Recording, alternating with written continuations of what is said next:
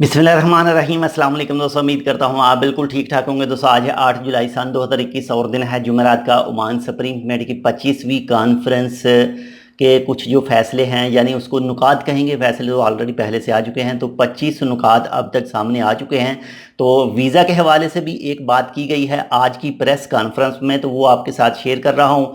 लेकिन एक छोटी सी रिक्वेस्ट कि अगर आपने अभी तक हमारा ये चैनल सब्सक्राइब नहीं किया तो आप इसको सब्सक्राइब कर लीजिएगा। ये बिल्कुल मुफ्त में है, इसका कोई पैसा नहीं लगता, बस खाली जो लाल बटन है उसको दबाना है और सब्सक्राइब हो जाना, और उसके साथ में जो बेल आइकॉन है उसे भी प्रेस कर दें ताकि आपके पास पहुंच सके हमारी हर वीडियो का नोटिफिकेशन। तो आज की जो प्रेस कॉन्फ्रेंस में ओमान वीज़ा के हवाले से नाम लिया गया है, लेकिन कहा गया है कि ओमान वीज़ा के हवाले से ऑलरेडी जो पहले से चला आ रहा है वो सेम ही रहेगा।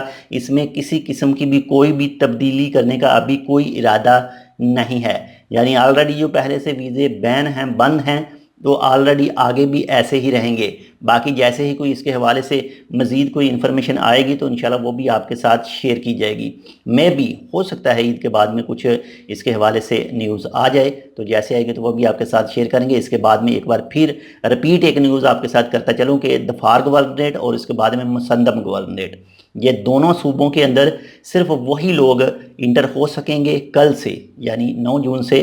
जो लोग भी वैक्सीन की, अगर ओमान के अंदर मौजूद हैं तो वैक्सीन की कम से कम 1 डोज़ वसूल कर चुके हैं, और अगर बाहर से सफ़र करते हैं या जो भी आते जाते हैं या जो कुछ भी, तो उनके हवाले से 2 डोज़ उन्हें लाजम लेनी होंगी, तो तब ही वो इन दोनों गवर्नरेट के अंदर इंटर हो सकेंगे। बाकी वीज़ा के हवाले से या फिर मज़ीद कुछ दूसरी अपडेट आती है वो भी आपके साथ शेयर करेंगे। मेन आपके साथ मैं शेयर इसलिए कर रहा हूँ कि बाकी जो रह जाएंगी, बाकी जो पॉइंट रह जाएंगे वो एक साथ आपके साथ शेयर किए जाएंगे। तो मिलते हैं आपसे दूसरी अपडेट के साथ, तब तक के लिए अल्लाह हाफिज़।